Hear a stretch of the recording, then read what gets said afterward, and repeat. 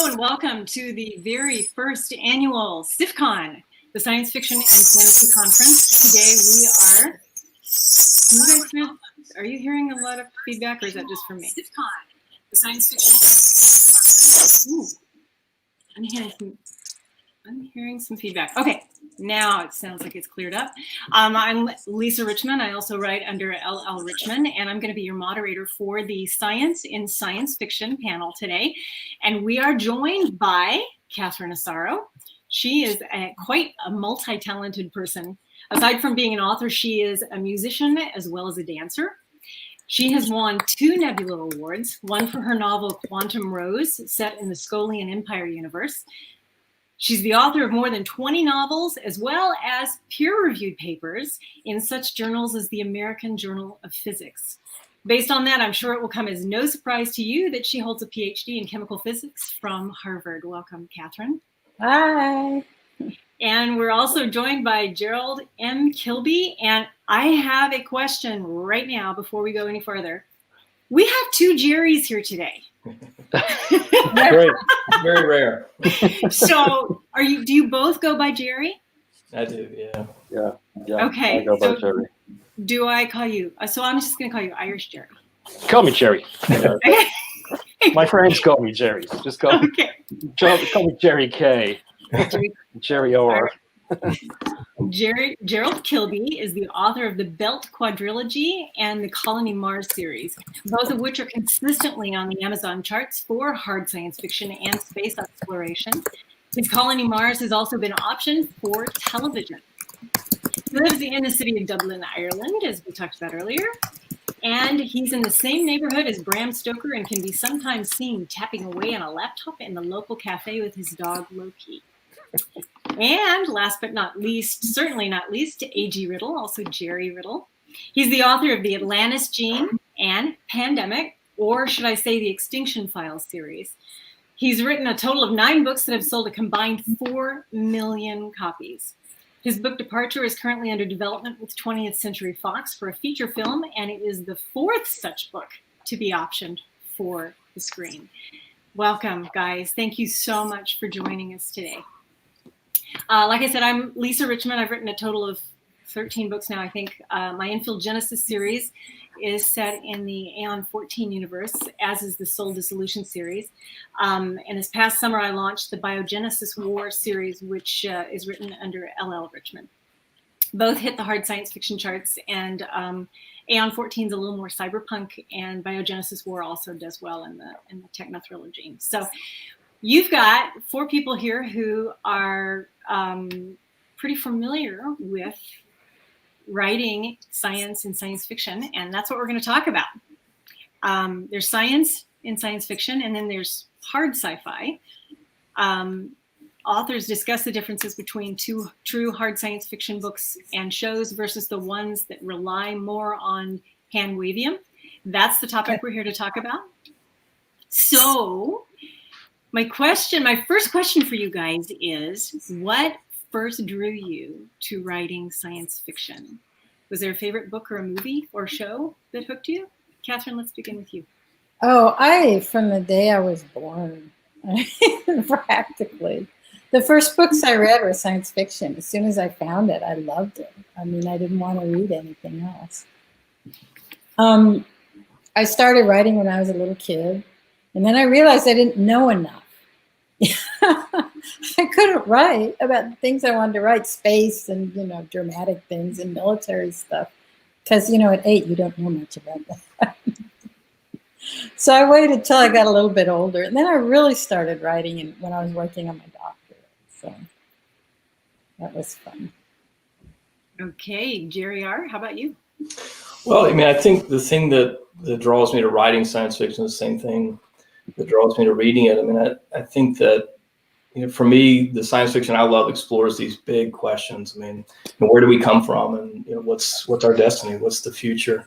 And, always what I really enjoy is speculation about those 2 questions. And I also think, when I began writing, so I read a lot of different stuff, but, science fiction and space adventure is what I really, really love. But when I began writing, I really wanted to focus on a genre that I thought was underserved, and that was a genre where if my writing wasn't the best ever, maybe it would matter less. Because I think, science fiction can be a harsh audience, but I think they can be very forgiving too. I mean, so I knew when I first started writing that my dialogue was going to get better over time, and that my plotting would get better, my characters would get better. But I felt pretty good about my ability to write pretty geeked out stuff. The science is something that I felt pretty solid about. And I also think that's where my personal interest was. Like, that was what I was burning up to write.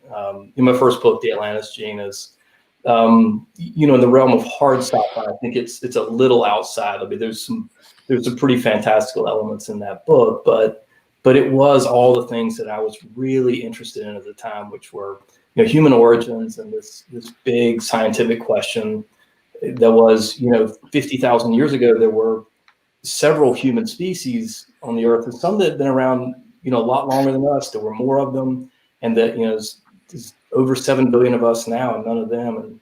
And so the science is what really got me started. And I think that's why I keep writing science fiction.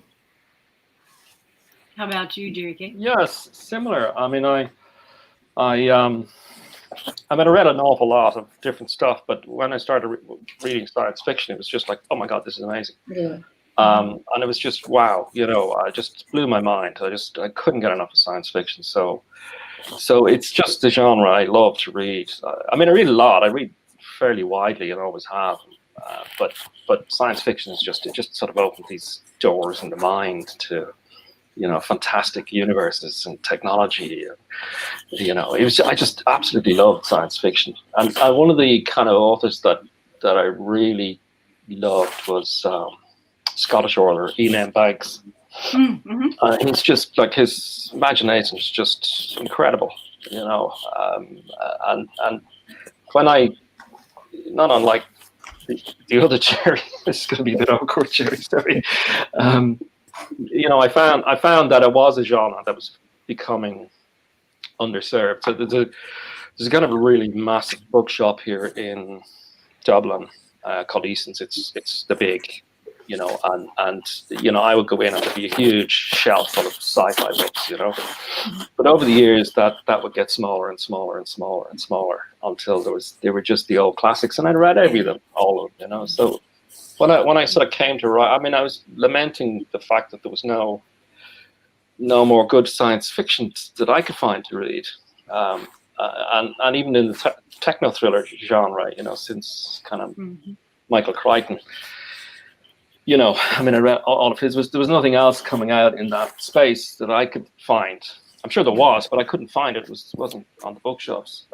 So when I started writing, that was just where I was going to go when I was going to write, was into that genre. And I kind of didn't feel that I could possibly even come anywhere close to something like Ian M. Banks. But I sort of started in the techno thriller genre. With my first book, and then that kind of gave me enough confidence to move on into science fiction. I think there's more of a crossover between techno thriller and science fiction than a lot of people realize. Actually. Yeah. I agree. I love both of them. I do too. Yeah, and I was it was kind of a surprise to me to see my biogenesis series start climbing the charts, and when I was chasing Dean Koontz up the charts, I went, oh my.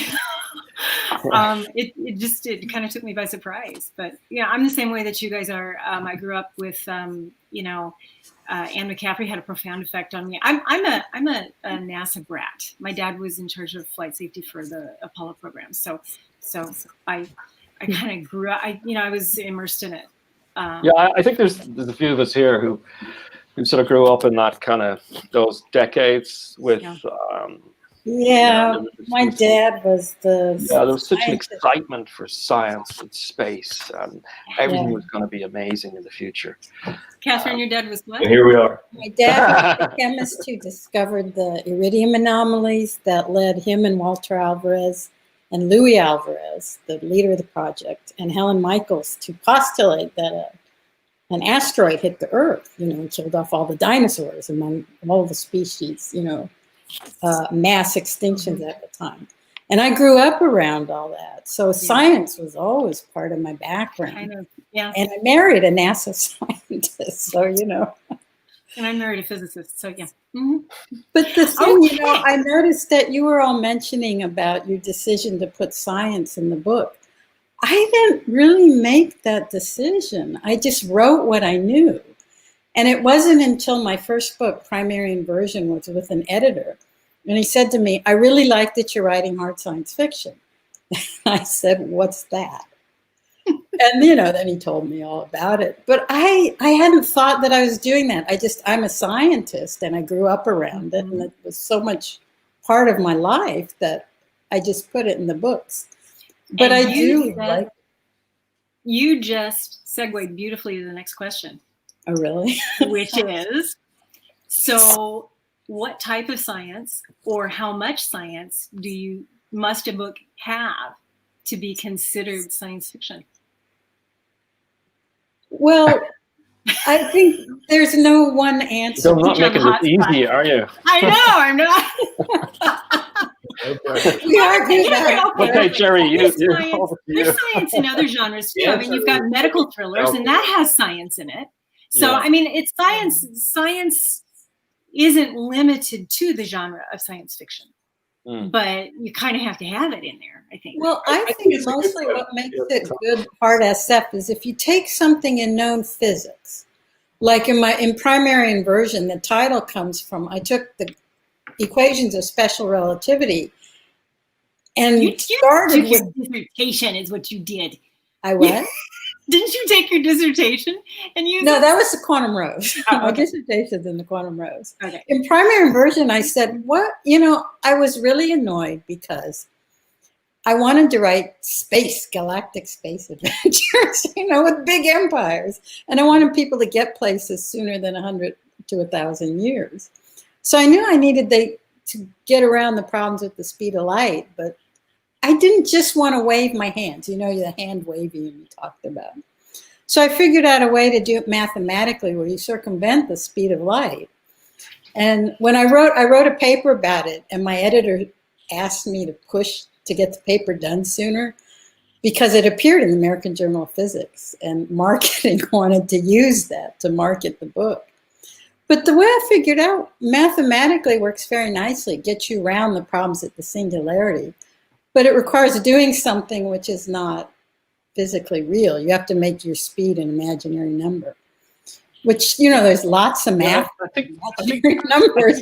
No one said there'd be math. One of the things that drew me to science fiction, I think one of the things that science fiction as a genre does more so than any other genre is that it gives you this ability to explore things, certainly the human condition and human nature. And it's by its very nature, science fiction is a future concept. So what you're trying to do is you're trying to extrapolate out where we are now to where we will be in the future and how a society and the various societies going to cope with that science and that technology that exists then, as opposed to, say, fantasy, which in a sense goes back to a past. That's really kind of the difference between the two. So in terms of how much science do you need in a science fiction novel, if it's suitably projected into the future and you're dealing with how a society deals with a particular type of technology, then that's probably as much science as you need in a classical science fiction book. And then you can get into all the various genres of that, which would be hard sci-fi and space opera and space fantasy. Well, really, genres, I mean, there's a whole spectrum there. Yeah, I think that Gerald, the Gerald Kilby, Jerry, I think you hit on what answers your question about what makes hard SF. You take a known scientific principle and extrapolate it. I mean, I like that you use that word. I took the physics of special relativity and extrapolated them, you know, mathematically. And I think that's... Oh, go ahead. Sorry, go ahead. Jerry Riddle took, like I was thinking of in Pandemic, for instance, you took some biochemistry and extrapolated it. Yeah, for sure. And I mean, to your question, and I think to build on what the other Jerry said, I mean, I think it is genre dependent, right? I mean, I think I think there are a few hurdles in any sort of science-based book. And I mean, I think the sort of minimum you need to put in is whatever the reader needs to suspend disbelief, right? I mean, they've got to believe that this is credible enough to keep reading. And then I think, the next point is, what kind of book is this? If it's a sci-fi thriller, there is this risk of putting too much in and slowing the narrative down, and you've got to kind of space it out. And my wife has been sort of my reader on that front. I mean, she'll say, look, I mean, this is like pages and pages. You got to cut some of this or put it somewhere else. And I'm like, this is really good stuff. Like, people are going to love this.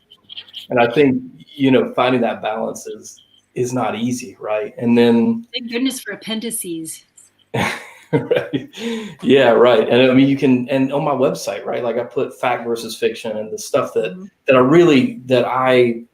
I find really interesting that for whatever reason didn't make the final cut of the book. I put it on the website for people to read. I think they really enjoy that. And I think for people reading science fiction, a lot of times they're reading for that intellectual stimulation that only comes from learning about something, right? I mean, romance readers, I think, by and large, are looking for some emotional connection and some emotional fulfillment from the book. And I think fantasy, there's a lot of escapism there and sort of whatever it might be. And thriller is action and this excitement. And I think in science fiction, we sort of get our intellectual stimulation and this ability to learn something new or look at the world in a new way. And so the question becomes, how much science is required to pull that off? And then, to the other Jerry's point, is genre dependent. Like, hard science fiction, I think if the book is marketed that way and positioned that way, it really needs to have a lot of science. And then if it's a techno thriller that is more on the thriller spectrum, I think you got to tread a little more lightly. And that's something that I've struggled with in the books a lot, and probably not always gotten it right. But I think that, you look at reader reviews and you look at the way the books sell, and it, kind of informs your future decisions. Yeah. But there's another thing that I find fascinating about science fiction, in that I think it is, if you take a book, say like Fahrenheit, or say 1984, George Orwell, which is a classic science fiction book. I mean, that speaks to every new generation that comes and reads to it, because science fiction gives you this ability to take you out of your current world. And we all sort of enter into reading books with a certain bias, whatever it might be, from our background and life experience. But in science fiction, you can strip all that away from the reader, and you can plonk them into a completely alien world, literally. And then you explore within that the human condition, I suppose, within it, which is what George Orwell does in kind of 1984, and even Margaret Atwood, who's theoretically science fiction. We could argue that point, but those are still sciences. I mean, those are the social sciences and the soft sciences, and that's part of world building. It's extrapolation. That's right. And even Ian M. Banks himself had no formal scientific training at all. And we've actually kind of combined questions 2 through 4, which is good, because our chat is blowing up with questions from our audience, which is really we're here for, to talk to the fans too. So I am going to ask you guys. Jim asked the question, and there goes my cat. That's Faraday, by the way. How much bad science can a story have and still be labeled hard science fiction? Okay, that's a very good question. You have to get... You have an answer? Yes. You have to get the basic science right. You can make a few mistakes, but, if you, like, for example, when I did the Radiant Seas, which is a space adventure epic military SF, at one point I said a certain amount of antimatter combined, it blew up, and there was this much antimatter and it made this much energy. And then later I changed my mind and I made it a different amount. So I went through and changed the energy in every place, and I missed one place. Okay, and a reader called me on it. He said, well, you got the wrong number. Your science is wrong. And at first I was going to tell him, no, it can't be wrong. I checked all that. But then I did the math and he was right. I missed one place. So I said to him, yeah, you're right. You caught me, and I explained what happened. But that was the only place I made a glaring mistake like that. the underlying science, it may not always be current and up to, that is, science is changing so fast now that something you write may turn out to be outdated in 2 years. That's really the challenge with this particular genre. Yeah, but if you write it as it's known at the time your book is published, I think most readers will let you go with that. They'll forgive. And if you don't make too many mistakes, like I made one bad glaring one in that. Sometimes readers say to me, well, you made a mistake. They love to engage you in a dialogue.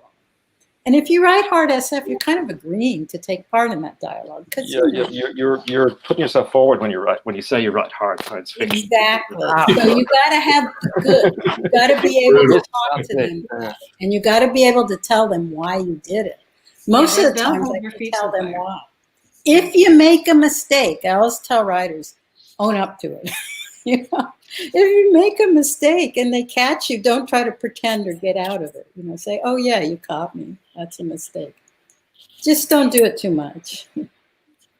Jim also asks, he says, I'm familiar with Catherine's and Lisa's science backgrounds, but what fields are Jerry and the two Jerrys? What fields are, and this is a quote, what fields are the two Jerrys nerds in? I'll let the Jerry Riddle take that one. Yeah, well, I started an internet company in college, so I was a software developer and did, the UX, and was the business side of the company too. I was a business major at Chapel Hill, and while I was in college, my aunt worked at UNC hospitals in clinical trials, so built databases for clinical trials and had some exposure to,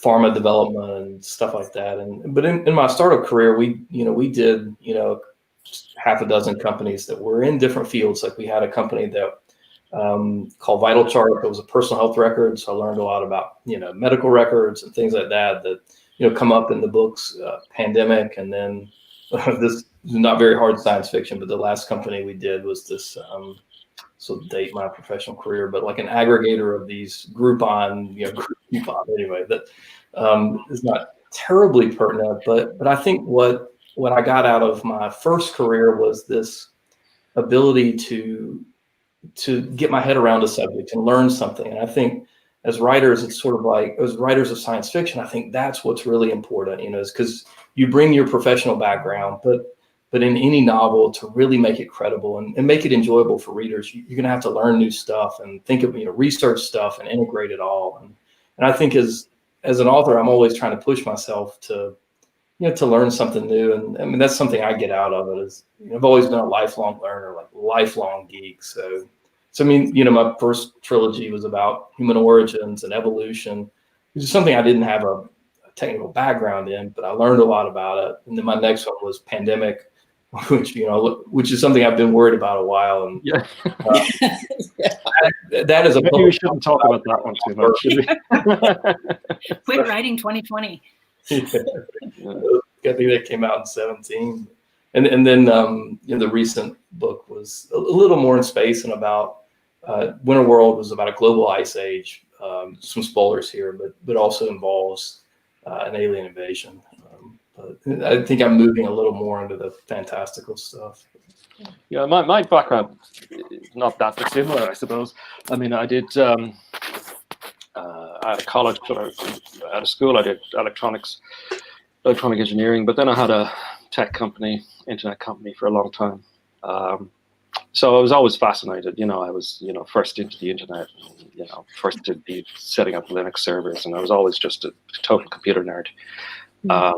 And I lived in that world, and like Jerry, when you come to, a book, particularly after I wrote the first book, the Techno thriller, and I was going to write the Mars book. When I came to that, I mean, I was fascinated by the whole, trip to Mars, Mars One and Mars Direct, and what Zoom was coming out with, and all the stuff that was going on at the time about getting to Mars, and I just ate that stuff up anyway. I mean, I would read all that and research it, even if I wasn't writing a book. So I came to the topic in the book, fairly well informed in terms of how it could be done and what ideas were there. And as Jerry says, then there is an element in that book where it gets into bioengineering and messing around with DNA. And again, I just research, read, and then like only 5 or 10% that really makes it into the book at the end of the day. You know, I don't put it all in there, but what I put in there, I try and make sure that it is right. I mean, I have a kind of my own personal theory that I operate on is that if you're writing hard sci-fi, then the physics you have to apply. You have to work within the laws of physics. Right. Okay. Yeah. And then you can take current technology and you can extrapolate it out. So you can look at, say, what's in development. I mean, a good example would be fusion technology, which we know is theoretically possible. It's just an engineering problem at the moment, you know. So you can extrapolate that out. So that tends to be where I if I can't see a way technically for something to be done, then I don't go down that route. I stop at that point. You know? Yeah, I think which can cause all problems, because they're going, how am I going to solve this plot point? Yeah, you can't break Newton's third law. I mean, you know, there are certain things you cannot do. No. Or if you do it, you have to find a physically plausible way. Yeah. Right. I mean, Catherine, you probably know so much. I think that you can see paths that perhaps us mere mortals can't see in terms of the science, you know. That's nice of you to say. But the thing is, if you stick to the basic science, whether it's physics or biology or it's psychology or chemistry, if you get your basics right, most readers will let you have some more fanciful extrapolation. Yeah. Right. Yeah, you can push it a bit. Yeah. There's another thing I think a lot of just the average person doesn't realize, and that is that science is incredibly niche. You know, I may know radiation physics well, but I don't necessarily know chemical physics all that well at all. You know, and an astrophysicist might not understand biology very well, and those are things that, you know. But some to a certain degree, there's this lowest common denominator where people think, well, you're a scientist, you should know everything. And yeah, that's true. Yeah, so at least myself and Jerry have excuses now, you know. But you know, everybody, I still get to get away with it. Scientists have to do research too. I mean, you know, Lisa is right. You don't know. You only know your own niche. So, you know, I have to probably do, you know, I mean, I know I have to do immense amounts of research, you know, not just on the science, but, you know, like when I wrote my techno thrillers, if it parts that took place in other countries, I do the research on that too. I think where the science comes in for that is that as a physicist, or, you know, for you guys, you know, the tech or the internet or the economics, you know, we learned methods of research. We learned how to do the research. And in some ways, I think that's more valuable than the actual science background. Doing the research, yeah. Yes, exactly.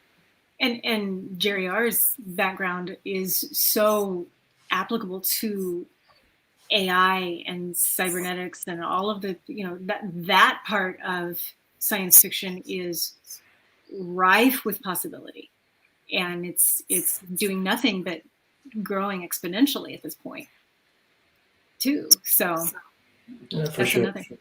Yeah. I have another question from the fans, and that is curiosity and a love of research a hallmark of a good science fiction or hard science fiction writer? Yeah, I mean, it definitely makes your life a lot easier, right? I mean, I think if you don't really have that love and that hunger to research the stuff, it's going to be a tough job. I mean, I think the folks I know that are the happiest science fiction writers are a bit like me and, you know, the other panelists here. I mean, we're a little geeked out and we really enjoy writing stuff. Yeah. If you don't, I think it's going to be tough to write in the genre and be happy, right? I agree, though. I think you don't have to write hard SF. I mean, you can write soft SF. As long as, you know, you can just say, if you don't really know the science background, just say they had a drive and the drive allowed them to get there fast. That's all you need to as long as I think in the book, as long as you're consistent in the world. I mean, when we get out of the hard sci-fi, move into space opera, and you kind of set your rules. I mean, the same goes in fantasy, where you have the world and you have the magic. You have the rule set for the magic. Similarly with sort of space opera, this is the rule set, and once you stick to that, then the story can flow within that world. Okay, Jerry, I'm going to keep you going with that. Give me an example. Give me some examples of real science in a science fiction setting. The Martian has to be the classic example. Yeah. You know, I mean, here's a good one for you, actually. I mean, is the film Gravity science fiction, or is it just fiction? Without the science. We had some problems. You know, because I mean, everything that's in Gravity is actually real. It's not fictional. None of the science is fictional. Well, you could argue some of it is, but it still would be regarded as science fiction. Yeah, you think about it. It's a fiction story with a lot of scientific. Yeah. Right. So I think The Martian probably is a really good example of hard sci-fi. That the science is integral to the story. So the story is, how does he survive? So if you take the kind of Robinson Crusoe analogy, and that story is about how he makes fire, how he, or the one with Tom Hanks, I can't remember what it's called. So it's the survival, and survival is about figuring things out. And The Martian is a classic one of that, because it is the science. I mean, he even says we're going to science the, out of it. That's how he's going to solve the problem. And then there are books like Anne McCaffrey's Pern series, which is a cheat a little bit, because you think you're reading fantasy, and then she just slipped science in there, because the material that they used to fight the Thread, Agent 03, that's kind of a slurred version of HNO3, which is a chemical compound, which she ends up. That's a bit esoteric now, to be fairly. What's that? She's esoteric. Compilations. Like the dragons are not really dragons; they're genetically engineered. Exactly. I would call what she writes science fiction. Yeah. But she kind of pulled people into it by making them think they were reading fantasy, which I think is kind of cool. I don't know if she intended that, but it does do that. Jerry, I think I stepped on you, Jerry Riddle. What were you going to say? Oh, no. Well, I was just going to agree with the other Jerry, actually. That's going to be my signature move for the rest of the panel. Thank you. Well, you got the same name, so we're on the same page. Okay, so how translatable do you think hard science fiction is, to the big or the little screen? And this is probably applicable to both of you, Jerry, since your books have been optioned for the screen. How do you think that is capable of being done without losing those critical aspects of the story that make it hard science fiction? I mean, I have two minds on it. I'm with Hollywood, I'm always a bridesmaid, never a bride. I mean, so it's like I've gotten a lot of interest, but none of my stuff has made the screen. So I don't know. I think. I think it translates pretty well, and I think people love it, right? I mean, the science fiction tends to be very cinematic, right? I mean, you have the potential for all the things Hollywood likes, and the potential for character development and transformation in a way that might not be possible in just non-science fiction. You've got these big set pieces and these big action sequences with the potential for. But yeah, I mean, I think it's tough. I mean, for me, watching science fiction, it's been kind of a drought. I've found it kind of tough to find good sci-fi on TV, or enough to keep me busy, right? Which is, I think, for us writers, probably a good thing. Yeah, I couldn't agree with you more. I mean, I think I think there's a kind of a disconnect sometimes between putting on a sci-fi show and a good story. I mean, the story has to come first, whether it's regardless of what genre it is. You need that story that's going to engage the viewers or the readers, and that's the, as you said, the transformative arc, developing the character and the drama and conflict and all that has to be in there, and then the science in a sense as a background. So a good. I mean, the sort of similarly to you. I mean, I got a lot of, you're great, Jerry. We love your stuff, and we'll get back to you.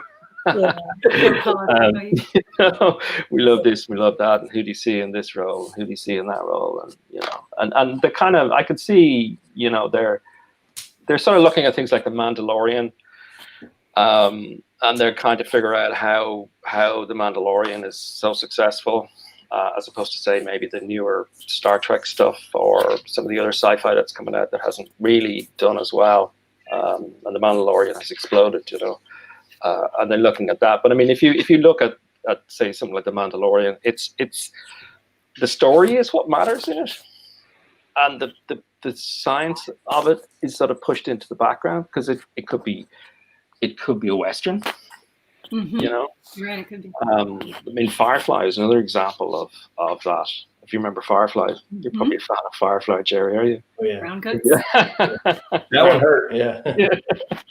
Yeah, so I mean, I think there is a kind of disconnect in when they're producing sci-fi that it has to be, you know, it's the wham bam lamb that has to, you know, be front and center. When in actual fact, for people to be engaging in the story, it has to be the character development. I think that's I would agree. I mean, you know, in a way, you know, if you want to talk science in television, geez, MacGyver did it. Yeah. I mean, that's the first book I wrote was basically based on MacGyver. You know, I wanted MacGyver character. I wanted something different. I didn't want this, you know, special ops guy, you know, who could, you know, kill you by blinking at you. You know, I just wanted some nerd guy. The thing about getting the science right for media is not going to. It does sell the story to those consumers who care about good science. You know, a lot of people won't notice it, but it's not hard to do it right. I mean, and here's an example. There's a recent show where it was I think 8 episodes where they went to Mars, and I can't remember the name now, but it was about the astronauts. And it was mostly Away. That's Away on Netflix. Yeah. It was concentrated on the development of the characters, which I really liked. But in the background, they were doing the science right. And the example I'm going to give is the delay in time. Communicating with Earth. The farther you get from Earth, the longer it takes until you can no longer have, you know, in time conversations. I've seen other movies where they go to Mars and I remember this guy had his cell phone, he was on Mars and he was texting his girlfriend on Earth. And I was like pulling my hair out. I said, no, you can't do that. I mean, real-time texting. I mean, even The Martian, where the whole sandstorm at the very beginning, where, you know, they're trying to get into the ship to get back when the sandstorm is blowing, the ship is kind of blowing over. I mean, that's just not technically possible on Mars. You know, the atmosphere is too thin. Yeah. You can't. It couldn't happen. And so, I mean, it's. But no, but those people didn't care about it. Yeah, I think most people don't. But I think the ones who care about it appreciate it when they make an effort to get it right. I think it's probably more forgivable on the screen than in a book, maybe. Not to me. No. But I think for the masses, because and they may do that in part because they feel like they have to appeal to the masses. I don't know. Yeah. So we do have another question from the audience, and that is, does telepathy or any other Esper talent qualify as hard SF ever? If so, what's the mechanism to justify? Okay, who wants to take that one? And I'm stepping away. I will. Because I do it in my books, and I say you do it in your books. I use telepathy, both technically induced telepathy, which, you know, right now our own military is working on how you can use technology to communicate, not only verbally, but, you know, from mind to mind. Yeah. That's completely, you can show that can be done. But also I have this argument with people in hard SF. Not so much now. I think it's more accepted now. But when I first started, they said, well, you have telepathy. And I sat the entire night with the neuroscientists and we worked out how it would work. You'd have to have extra brain structures. It's an extrapolation of brainwaves interacting, but you need extra structures. You have to figure out how they're going to interpret the information You know, you need neurotransmitters that are specialized to deal with these brain structures. There are ways that you can do it, and I would. Yeah, I would agree with that. Yeah, I mean, if you look at Elon Musk's neural net, or neural net, neural link. Neuralink.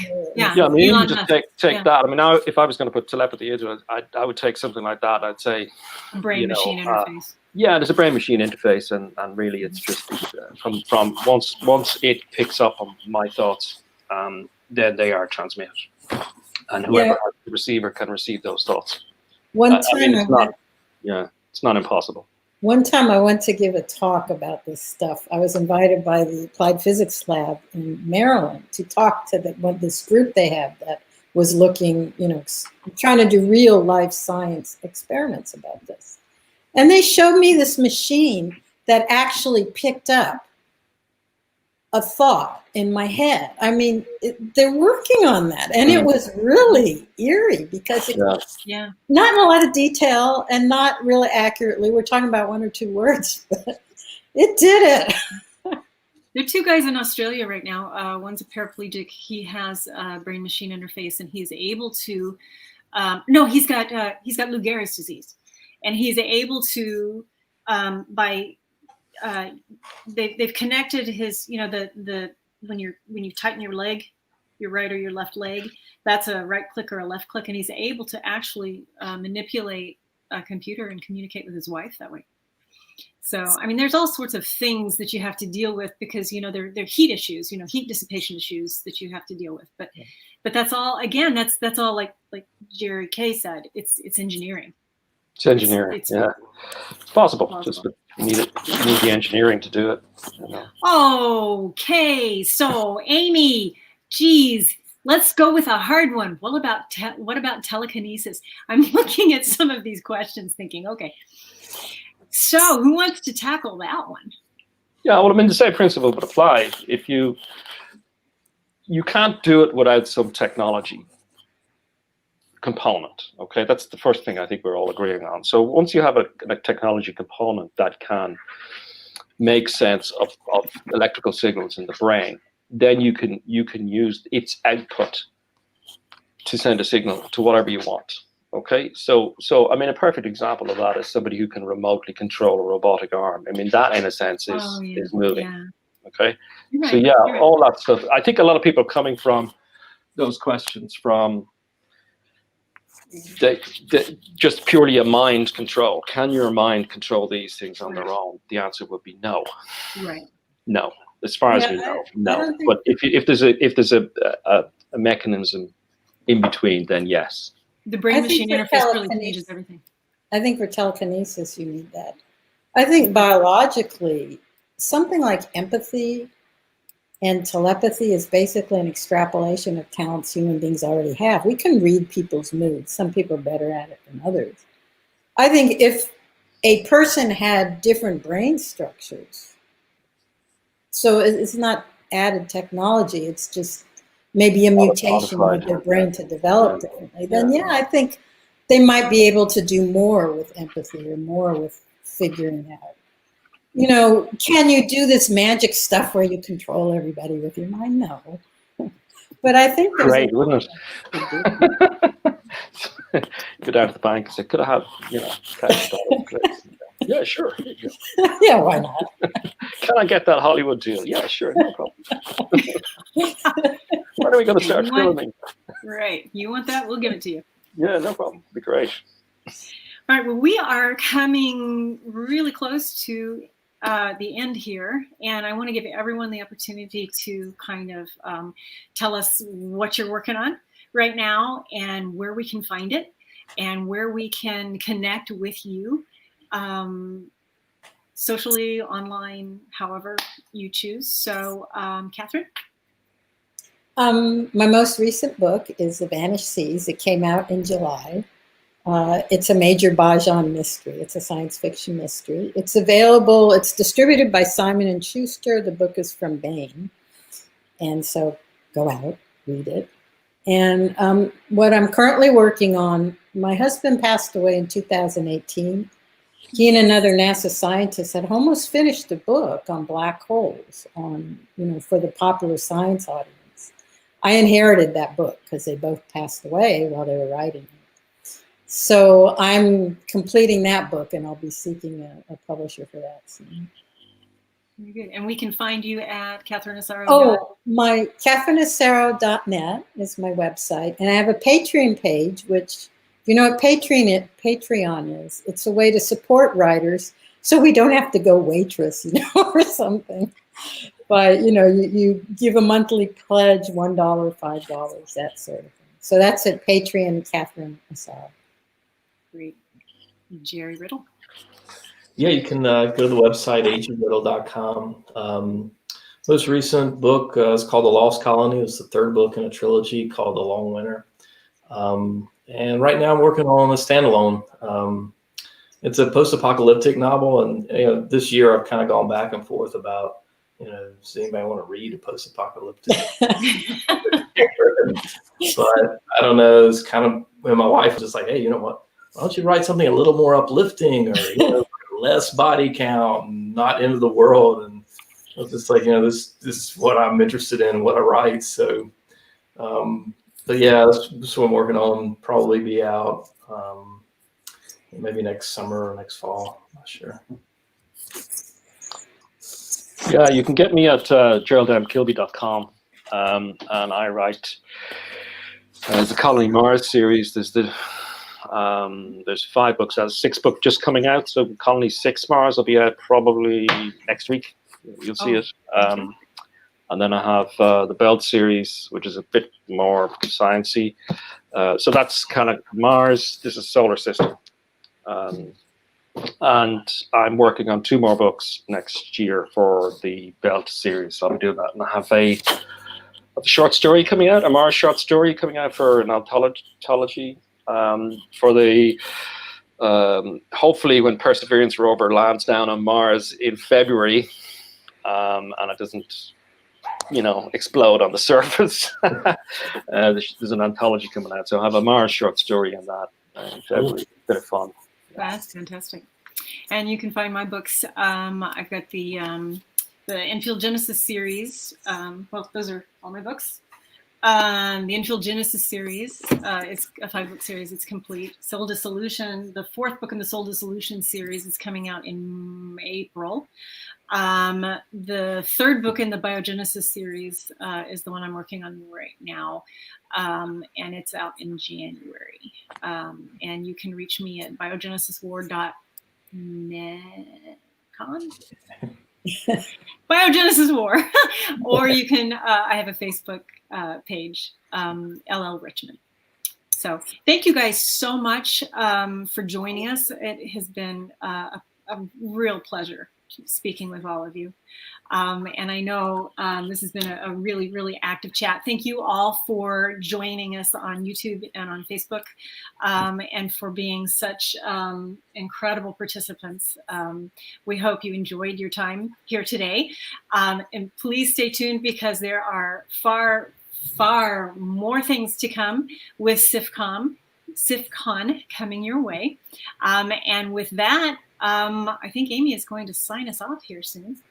Thank you so much.